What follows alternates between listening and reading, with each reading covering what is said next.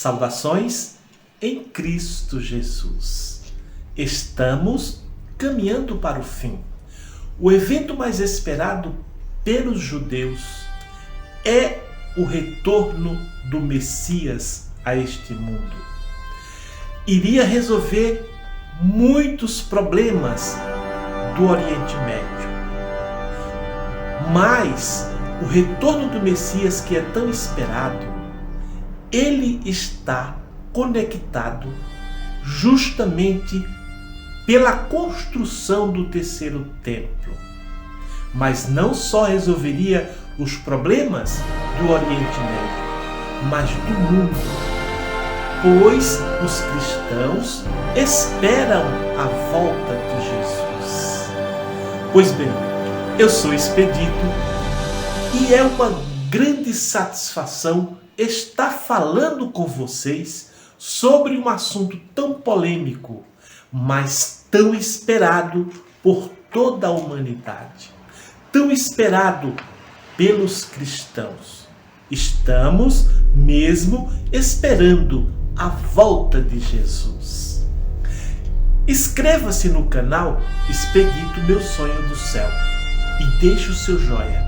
Comente o vídeo, deixe um comentário, diga alguma coisa, compartilhe com outras pessoas.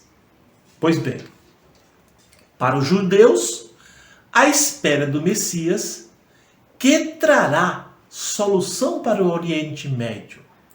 Os judeus associam a volta do Messias quando o terceiro templo estiver construído, conforme se pode observar. O primeiro-ministro sempre está falando alguma coisa do termo construção do terceiro templo.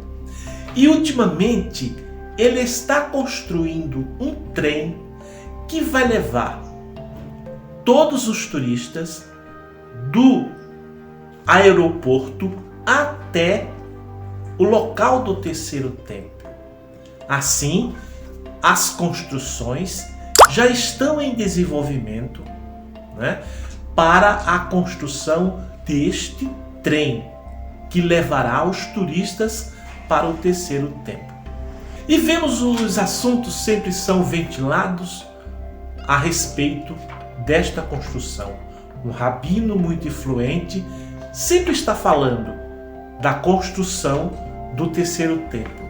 E ele preserva os utensílios deste templo, aguardando a sua construção.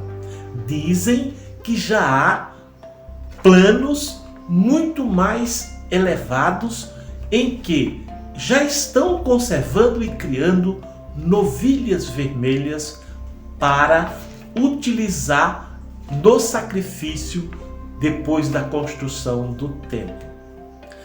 Mas para falar muito sobre o terceiro templo, é preciso falar dos outros dois templos que foram construídos e destruídos pelos inimigos de Israel. Vamos ver o primeiro templo de Salomão, onde está escrito sobre este templo. 1 Reis, capítulo 6. E tem lá a descrição, está lá escrito que 480 anos Salomão edificou um templo a Deus. E este templo vai de 966 anos antes de Cristo. O templo reflete a vontade de Deus.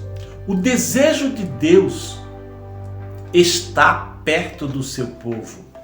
Deus sempre quis estar perto do seu povo. Deus queria ser conhecido pelos israelitas. Deus queria que os israelitas louvassem o nome de Deus, adorassem a Deus. E era o que Deus planejava, ser conhecido pelo seu povo. Assim, vamos à construção do primeiro templo. Salomão construiu o templo para Deus. E lá foram guardados, a Arca da Aliança. Porque antes da construção do primeiro templo foi o seguinte: havia a Arca da Aliança, que era guardado em tendas temporariamente armadas, chamada tabernáculo, e ali se preservava a presença de Deus entre o seu povo. O templo foi saqueado pelos inimigos de Israel. Logo depois, ele foi totalmente queimado. O povo foi levado para o cativeiro, inclusive os soldados, os intelectuais, os artistas, e todo o povo foi levado para o cativeiro da Babilônia.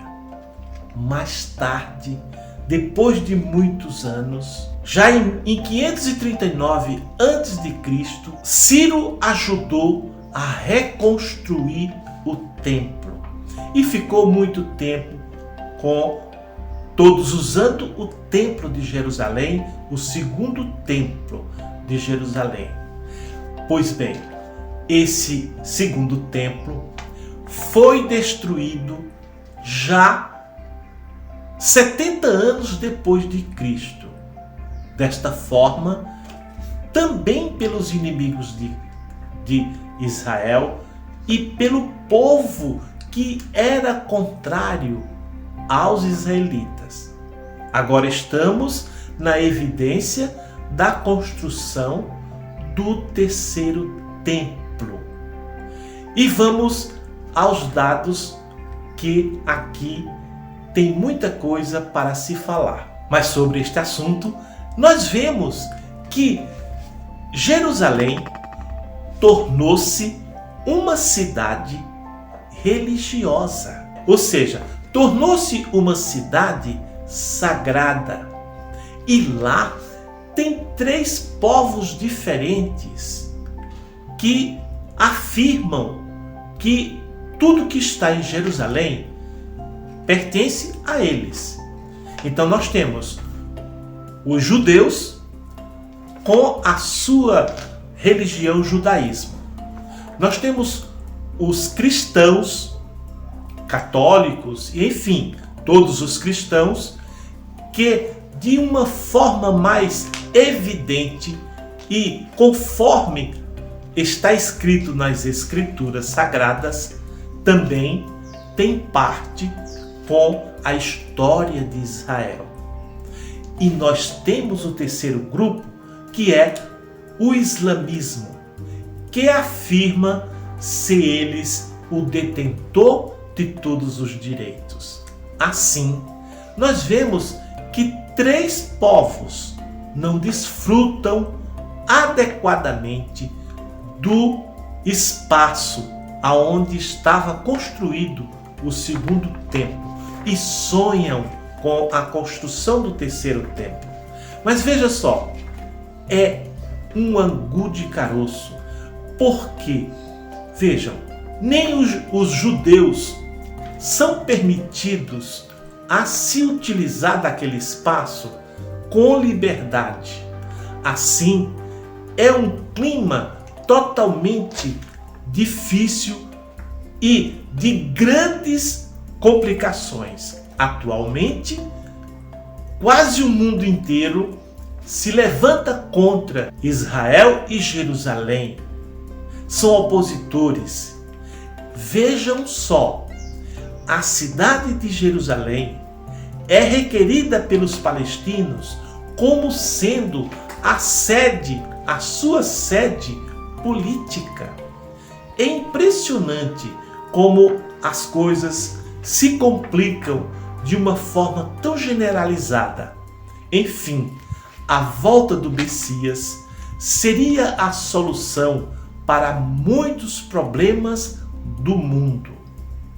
Vemos também que está para chegar o anticristo, o homem do pecado. aquele que virá, né? E possivelmente ele já esteja reinando em algum lugar, ele já esteja talvez em atividade, embora ele mesmo não saiba que é o anticristo, mas ele virá e ele vai enganar a Israel. Porque Israel vai ser fácil de ser enganada, porque não espera a volta de Jesus, que os livrará de toda dificuldade. Israel espera o Messias, pelo qual não é o nosso Jesus. Não é o Jesus que virá arrebatar a sua igreja. E assim está escrito em Mateus 24, que diz: pode já estar em atividade, ele mesmo não sabe, mas será revelado no tempo certo. Enganará a Israel, né? E depois de 3 anos e meio, Israel vai perceber, o governo da besta vai rescindir aquele acordo com Jerusalém e vai profanar o templo de Deus. Assim, será um tempo muito difícil. Aí, depois desse momento, a grande tribulação estará na sua maior dificuldade. Fique firme com Jesus. Foi muito bom estar com vocês. Quero orar por cada um. Naturalmente, ainda vai ouvir este vídeo para que o Senhor possa revelar, revelando-se ao seu coração. Ele é Deus Todo-Poderoso, que cuida de cada um de nós. Deus Pai é o Deus que quer ser conhecido pelo seu povo. Querido Jesus, eu agora coloco cada uma pessoa diante da tua presença. E todos aqueles que estão enganados, meu Deus, que não estão cientes do que está escrito na tua palavra, das exigências da tua palavra, da exigência de invocar o nome do Senhor, como está escrito, Senhor.